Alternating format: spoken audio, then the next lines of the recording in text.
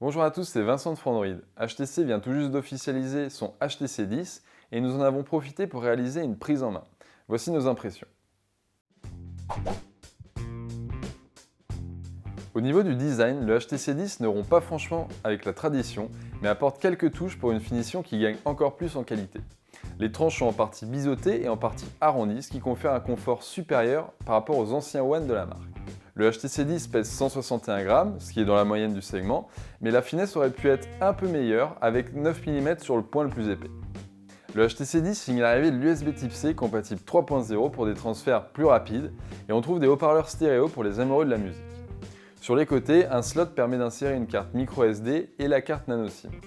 Enfin, le bouton d'allumage est positionné de telle sorte qu'il tombe parfaitement sur les doigts de l'utilisateur, avec une texture permettant de le différencier des autres boutons. À l'avant, le capteur d'empreinte digitale est intégré sur le bouton d'accueil, qui n'est plus physique mais tactile.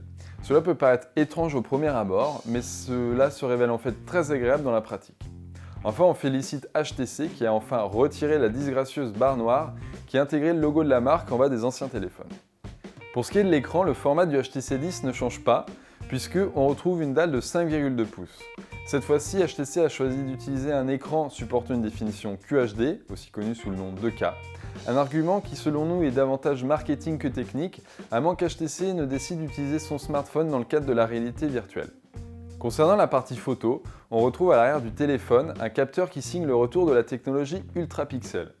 Ici, en version 2.0, il est question de 12 mégapixels avec des photosites d'une taille de 1,55 microns, assistés par une mise au point laser qui s'est révélée très rapide dans la pratique, une ouverture à 1.8 et une stabilisation optique. Il est possible de filmer en 4K ou en 720p à 120 images par seconde pour des jolis ralentis, ainsi qu'enregistrer le son en 24 bits, une première dans l'univers du smartphone. Précisons que l'appareil photo dépasse légèrement de la coque arrière, mais rien de très grave. Et en façade, on peut noter la présence d'un capteur de 5 mégapixels. La partie logicielle de la photo évolue avec un mode pro qui gagne en ergonomie et qui est vraiment très simple d'utilisation. On regrette toutefois que la sélection de la définition soit un peu lente et laborieuse. La partie logicielle du HTC 10 a été revue de fond en comble par rapport au prédécesseur. C'est toujours HTC Sense qui officie, en version 8, mais HTC s'est débarrassé d'une bonne partie de sa surcouche. Sense 8 ressemble donc fortement à l'expérience Android de Google avec quelques détails visuels qui apportent la touche manquante à AOSP.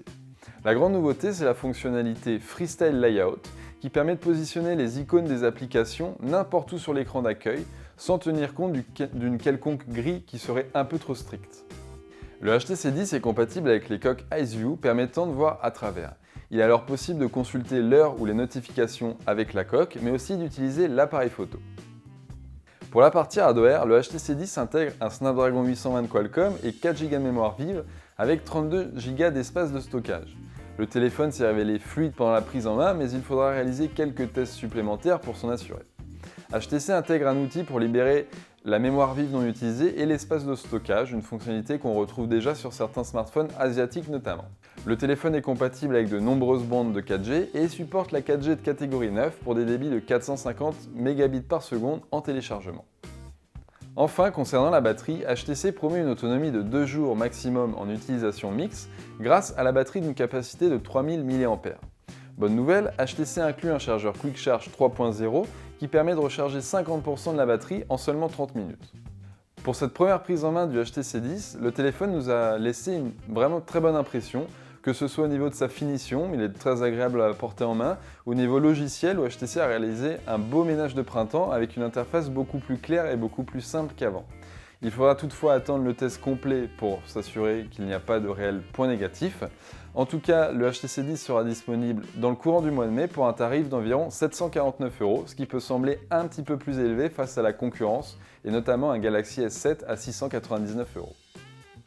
Abonnez-vous à notre chaîne YouTube pour retrouver toutes nos vidéos.